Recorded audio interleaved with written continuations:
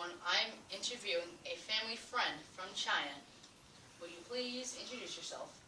Hi everyone, I'm Imo Chen. I'm from China, and I'm a USC student. My major is economics, and I'm gonna graduate in this December, especially next Monday. Why did you decide to move to the United States? I technically I haven't moved to United States. I just wanna get my bachelor's degree here, so I will just study here. And the reason why I choose United States is because my major is economics, and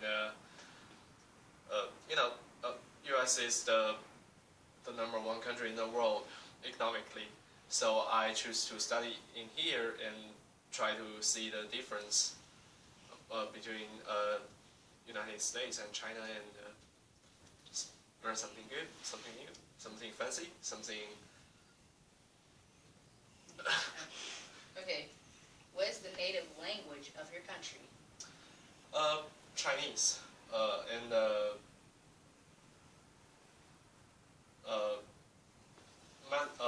Mandarin, but Mandarin is for like every Chinese, but the thing is a little bit different. It's like we got a lot of accent, and sometimes even like in United States, in English you have like maybe British accent, a southern accent, a northern accent, maybe Australian, but you can understand each other pretty well. But in China, sometimes the accent is really hard to understand. I can. By the way, this is my former roommate Trey, and Trey. What's up? Sorry, I'm just stopping by. No problem. Yeah. Are we still going? Like, Yeah. This That's is fine. the He'll cut it. practice one? No, this is Cut it. it. He'll fix it. Okay. What's your favorite food from your country? It's really hard to pick one. It's totally different. So like from north to south, we got a lot of dishes, and Chinese food, and it's not like actually the Chinese food in China is kind of different from the Chinese food here. That's because the Chinese food here is not like real Chinese food. The Chinese food here is like American Chinese food. So actually in China you can choose a lot of like different kind of things. So it's really hard to pick one of my favorite Chinese food. What is your favorite food that you have tried and come to enjoy in the United States? Barbecue ribs. That's my Is the way you dress the same way or different in America than China? Almost the same. China is more as like modern country, so it's not like North Korea. They have to dress like weird things. No, we dress pretty much the same things, and because all the like clothes factories built in China, so a lot of Chinese young generations they dress up like way more fancier than American kids in some way. And as for me, well, sometimes I would wear like traditional Chinese clothes, and it's just I realize how important my own culture is, and sometimes I try to remind myself that well, this is your culture, and well, although we got some bad things in our culture, but still I want to learn some good things in our culture. So I have to remind myself, just be a Chinese, be a good Chinese. Although that kind of traditional Chinese clothes is not even popular in China. Nobody wears them in China, but I would sometimes still wear like a long robe and this kind of. That's it. What is one memory of your homeland that you treasure? Well, I come from a very cold place, actually, northern than Beijing. So every year we will have like very heavy snows. So the most thing I miss is maybe it's the snow. When it gets cold and it go outside when you breathe. And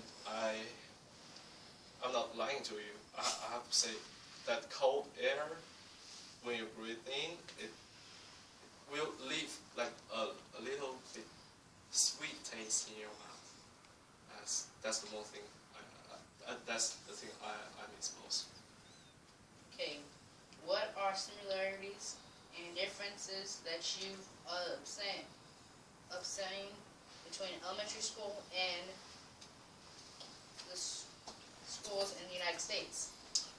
Well, in China, especially nowadays, like all of the students, they are in like very heavy study pressures. So their parents will send them to like study like little small classes to strengthen their maybe one single subject after they finish their schoolwork. So students now in China, students, even just elementary school students, they have less leisure time compared to American students in elementary school. I think that's the most important difference. What would you like to tell other students in our class about your experience since you've moved to the United States? Well,